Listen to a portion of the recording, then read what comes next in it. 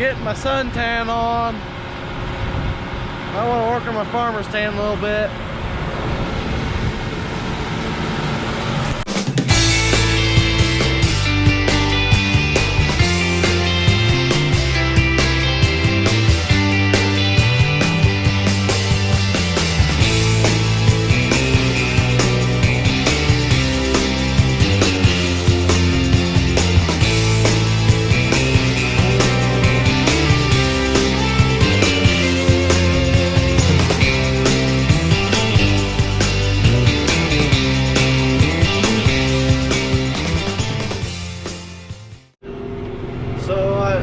I just got done spraying up here at Robinson. I worked on it Saturday afternoon, and it's now Monday. I'm on my way home, or not home, to Wally's to finish up at Wally's. I'm going to spray late tonight, try to get done. They're calling for more rain again tomorrow, so I'm going to try and get as much done as I can, because I'm leaving for Kentucky Lake on Wednesday, which the only way that's going to really affect you guys is there won't be a Saturday video. There will still be the Wednesday video, but not a Saturday video. And so we're just gonna, I guess, keep on working for the rest of the day and see what all we can get done. We got about 5/10 of rain up here at Robinson last night, about 5/10 at home, and about 7/10 down at Steckler's. So we're going to Wally's now, where he got 2/10. And I mean, I did spray up here, but it was kind of wet, so we're gonna go finish, or try to finish. I've not got that much ground left after I get done at Wally's. I won't have any more than Wally's is probably about 250, 260, something like that. And then I got another 400 and another 700 to do. So yeah, I've been doing pretty good at keeping up and trying to get on task. I've set a goal for myself every day that I want to get this done, this done, this done. And today my goal is to get Wally's done. And tomorrow's goal is to do Steckler's. So this field here has a lot of volunteer corn in it. Actually a tremendously large amount than what any of the other fields I've been in have. If you can see, there's just clumps of it out here, so we're trying to get rid of that. Right now I'm running tap out, and that company's crop oil. Well, next what I got on the way now is Intensity 1, so I'm going to put that side by side with the tap out to be able to tell what's better out of them two. So I'm always testing these things because you never know, but I'm going to explain to you what volunteer corn is. Volunteer corn basically is just what comes out of the back of the combine, and then the seed makes it through the year. So if you notice here, a lot of this corn that's up in this field is, I mean, it's not too terribly tall, but it's not too terribly short. And that's because it's not had any disease control or anything like that to really help it take off, and no nitrogen really is another big factor in it. It's had nothing to help make it go. Well, it's just what comes out of the back of the combine whenever we're spraying or whenever we're harvesting in the fall. And I don't know what to do to get Dad to try to keep more of it at the combine, maybe slow down, but he doesn't like to slow down very often. So, but yeah, I mean, see, there's clumps of it right there, and then there's some more little clumps there, and there's one lone one there, more clumps out there. So, I mean, it's just scattered everywhere. You can tell that it was spreaded from something or something like that. And I also had a few comments in my last video regarding how fast I spray. Yes, I do spray kind of fast. No, I do not do it whenever I am using a chemical that is very easy to kill other people's flowers, crops, or whatever you want to call it. But, I mean, like right now I'm running 19, but I'm just running volunteer corn chemical and a very light dose of Roundup. If you see these beans, well, there's a little bit of a wet hole there. but these beans are about to cover. So I really don't worry about beans that are about to cover like this too much. Now maybe if it was a little bit earlier in the season, in the growing season, I might be a little bit more worried about it than I am now. But at this point, you can barely even see down in the rows. And see, sunlight, them weeds need sunlight to grow. So if they don't have sunlight to grow, they can't grow. So that's why we love to have this cover from the bean crop and have a big bushy bean, so then that way it covers that row. No sunlight gets down there and nothing can grow in between the beans and the bean rows. Well, I just got home. It is currently 1 o'clock and I have to be at work tomorrow morning at 8 o'clock. And I moved my sprayer down to Steckler's, so we're gonna go hard at it at Steckler's tomorrow, hopefully finish it. I got about 400 acres to do down there. Surprisingly, the field that I was in before I left, I really couldn't see much, but it didn't look like it was all that drowned out, but it was pretty muddy, so we gotta work around all the wet holes, and yeah. So hopefully I can finish that tomorrow and then go on vacation. That sounds odd to leave and not have to worry about anything for once.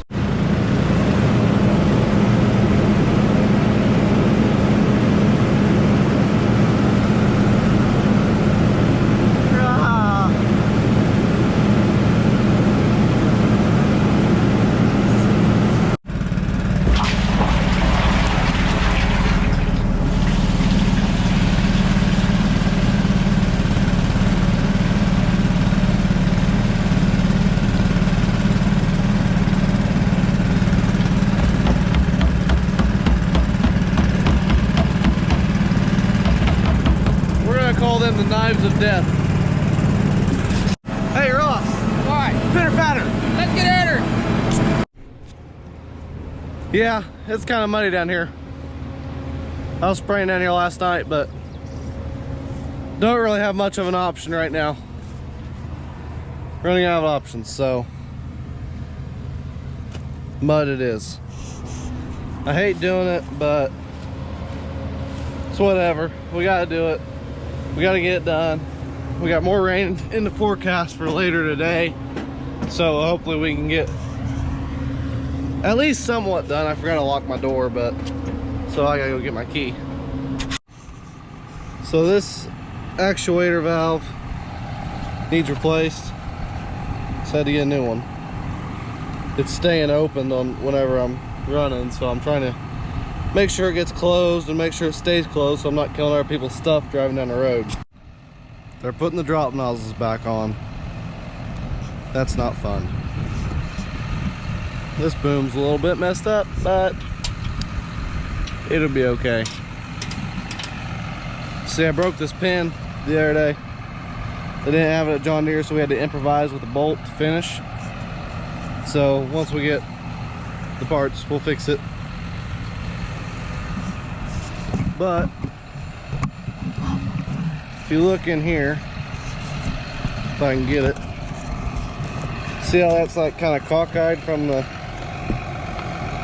two bolts? That should be straight. So we'll send it off somewhere and get it rebuilt, hopefully. And then I can put it back on once we get it rebuilt. But them things are not cheap either. They're pretty pricey, so. Alright, let's go actually do something today besides sit around. Can't forget my wrench stuck in my magnet. This field is right here on the river where we thought everything was drowned out, and we got lucky enough and saved it somehow. So now we gotta spray it. I sprayed some of it last night, but not all of it. So we're gonna try and do a little bit more of it. It's kind of wet in places, but like I said, gotta do what we gotta do. That is definitely supposed to be like that. Not good. Definitely not good. Well, Ross came and helped me, and we fixed the boom down there on the end. It was about to fall off, so we fixed it. So now we're back around again. But these booms seem to be working a lot better now. They're not moving around as much. I got parts ordered for them, but who knows when they'll be here. I mean, it's not one of the things where I can order them and they just be here tomorrow. So we put bolts in them, and I mean, they're just real long pins that are in there, and they, over time they rust or deteriorate or whatever you want to call them. So yep, we're gonna get it fixed eventually, but the process always is. Getting my suntan on. I want to work on my farmer's tan a little bit.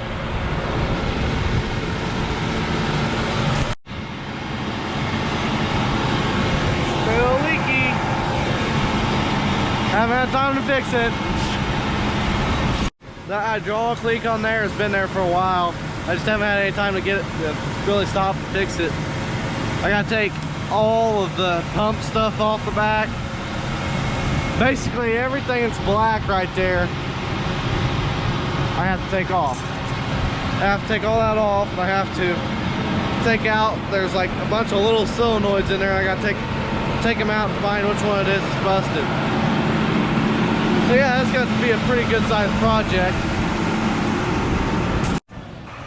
I had someone ask me recently to say how the induction system works on this sprayer.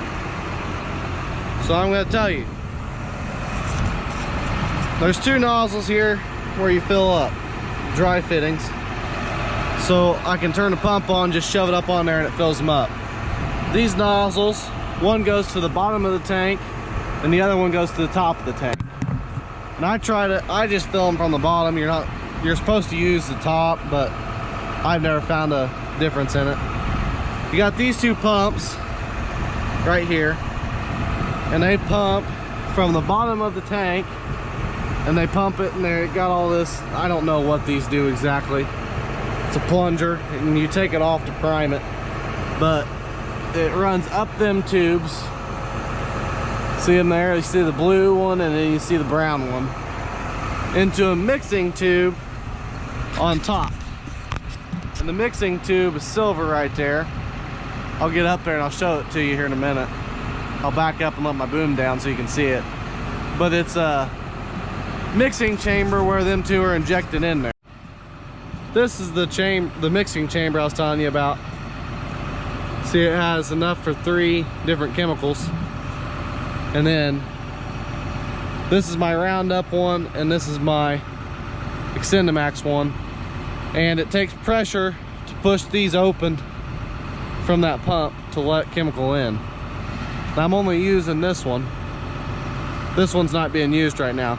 And it mixes it in here into the solution. Has a backflow valve there to keep this chemical from getting into the tank. I love it. It works good for me. But anyways, this hydraulic leak's in there somewhere. In one of them about 50,000 different things to look through. But whatever, another project, I guess, right? Yes, this boom gets pretty low to the ground too.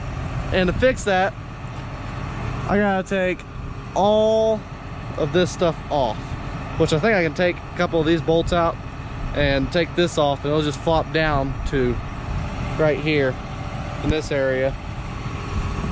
So yeah, another project for whenever I get time. And it's muddy.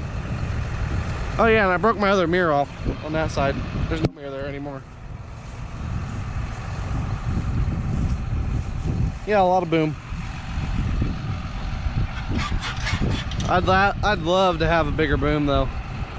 Oh, looks like more rain's coming. Go away. Get out of here. And there's also more to the injection system. There's all this stuff in here. You got your pressure, and then, well, you got your injection pressure, and then your carrier pressure. Basically telling you how much pressure's being pushed in the carrier and how much pressure is being pushed into the mixing chamber, or before the mixing chamber. Your flow rate, your active width, and product area you've covered with them, stuff like that. I cover a lot of acres with this thing, and then you got all your settings, your up and down. You can even go in here and type in the number you want, and totals. So this is your on-off switch. You want to make sure it's on when you're spraying with it. There's all kinds of other stuff in here too. Okay, Ross, come on, get out of my way. Let's go. Got stuff to do. You're in my way. Let's go. Oh, now you're gonna go that way. Nice of you.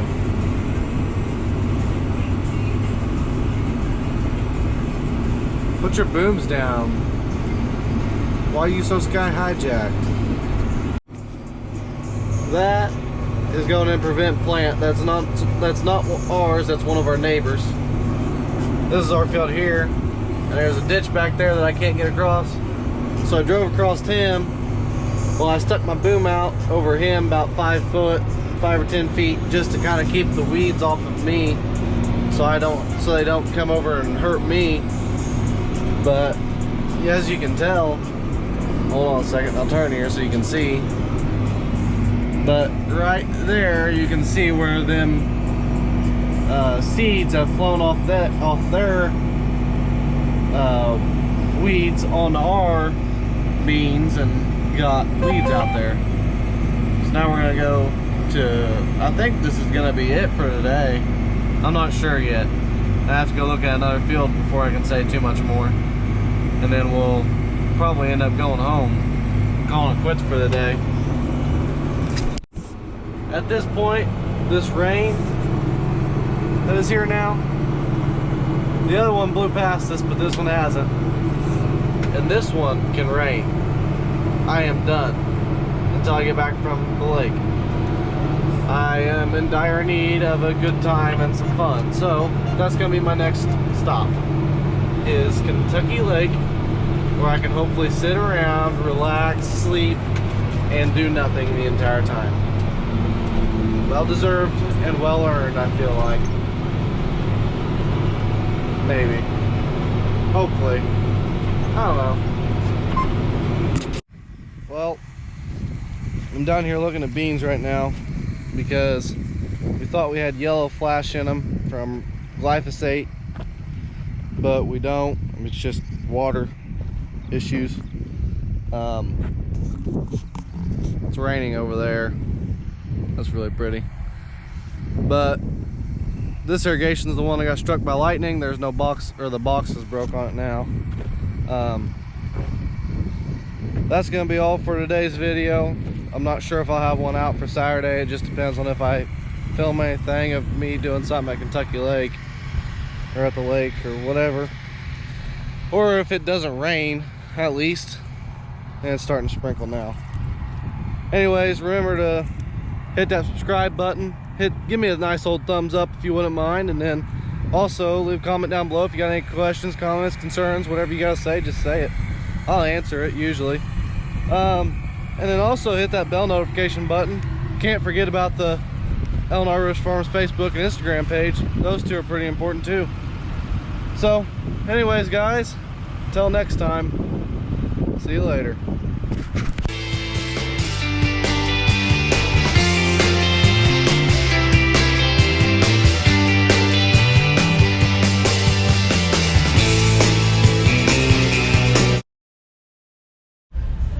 Well, I guess I finished in the nick of time. It's raining again, of course. When isn't it raining anymore?